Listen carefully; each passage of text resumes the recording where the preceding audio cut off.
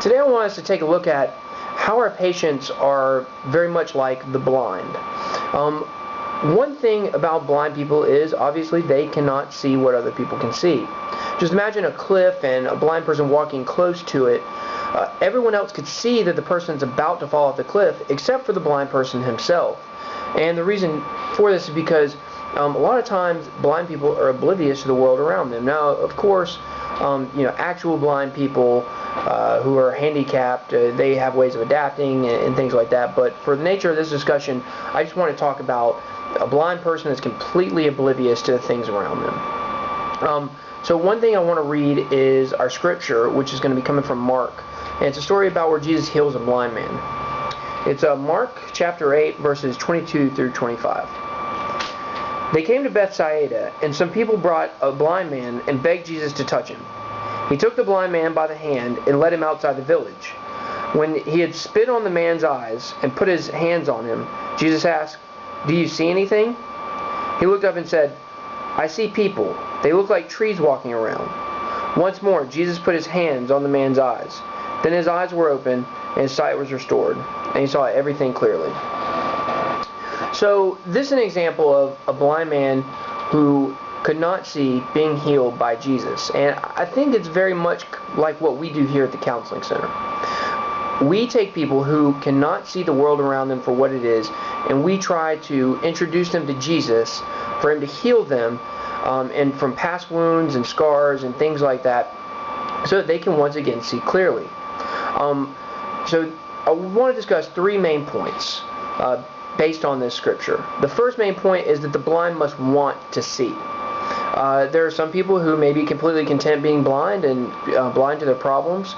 But if you notice in this story, the blind man has people who bring him to Jesus. Now, did these people egg him on to go, or did he ask them to take him? I'm not really sure. I don't think we can really know, but we can probably assume these people were people close to him that brought him to Jesus. And a lot of times that's what we see, is that families really want the person who has the problem to be healed more than the person with the problem does.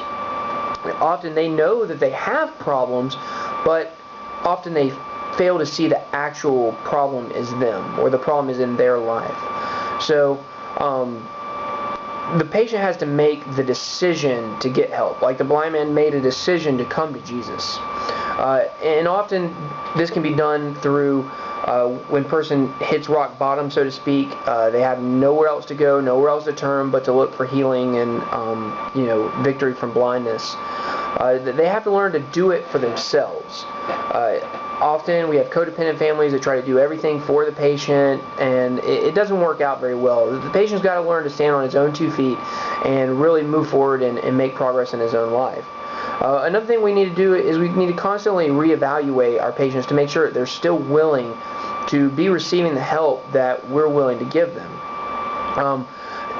Their attitude often can be rebellious or come off as like a "don't touch me, I'm fine" kind of attitude. And initially that attitude may go away, but it may rear its head again. If it does, we just need to make sure that the patient is still willing to make the change in his or her life. And just try to see what's behind that unwillingness. So the second point, moving on, is that the sight will not be restored immediately or all at once. If you notice in the story, it takes Jesus 2 attempts to cure the blind man completely. The first attempt he can see, but he can't really make out distinctly the people around him. After Jesus touches him again, he can see completely fine. His vision is clear. So, of course, we know Jesus, all-powerful, he could have healed him in one touch of the hand if that's what he wanted to do, or one word. But in this story, he chose to do it twice. And I think this is applicable to what we do, because our patients are not going to be healed overnight. They're not going to be healed after 1 session or 2 sessions, or there's not a set number of sessions a client or a patient will come in which they will finally find freedom. So what I really want to encourage you to do is look at Jesus' example here and take time if you need to take time.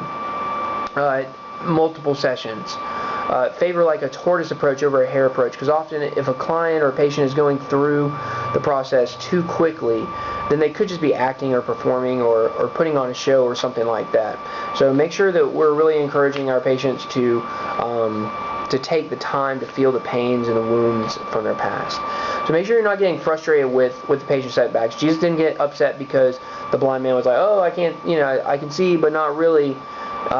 Jesus understood that, sometimes setbacks are part of the process. You don't get everything at once. So make sure you're also helping your patients not to beat themselves up if they have setbacks or make mistakes. Celebrate the small victories with your patients. Make sure that you're really emphasizing the positive over the negative, and really help the patients to see that those small changes and small victories that they have or they make, they turn into big victories down the road. They turn into lifelong successes. So the last major point I want to make is that if you notice in the story, the blind man and Jesus both had a part to play.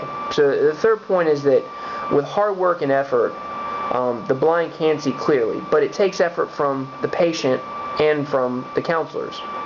So the blind man had lost his sight, who knows how long, maybe his whole life he had never been able to see. And I'm sure there were times that he thought to himself, I'm never going to see, I'm never going to have sight. But it just wasn't true. Jesus had ordained him to come to him one day and receive his sight. And I believe that God has a calling on each of the lives of our patients to come to him to receive their sight and to shake their problems. So make sure that we as counselors are being patient with our clients. We don't have a magic wand that we can wave to cure. So sometimes it's going to take a long time. There's going to be a lot of long roads, bumping heads, falling down, getting back up. So let's just make sure we're really encouraging our encouraging our patients as we go through this process. So with hard work, patience, and cooperation between counselor and patient, victory is always achievable for our clients.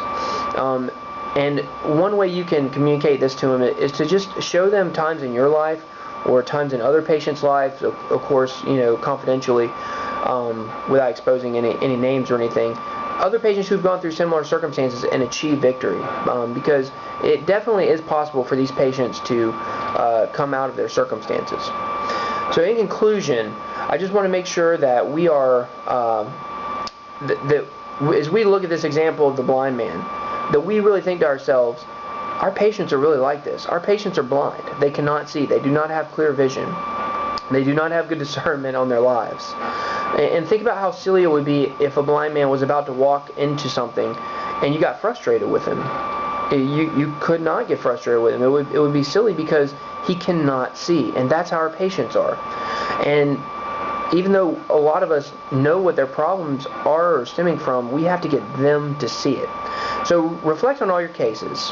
And what I'd like for you to do this week is really think about those cases that you have right now with your clients and patients that are difficult, that you seem to be getting frustrated with. Now, God did not get frustrated with us. He does not get frustrated with us. So just really reflect on that and try not to get frustrated with your clients.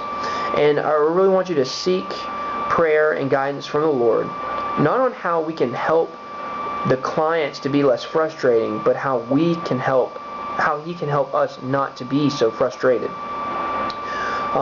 Because the truth is the frustration is a problem with us, not with them. So go out of your way this week to encourage your clients and make sure that, especially the difficult ones, that we are going out of our way to encourage them and speak positive things in their life to give them better positive self-images of themselves. So that will conclude the devotional. Thank you.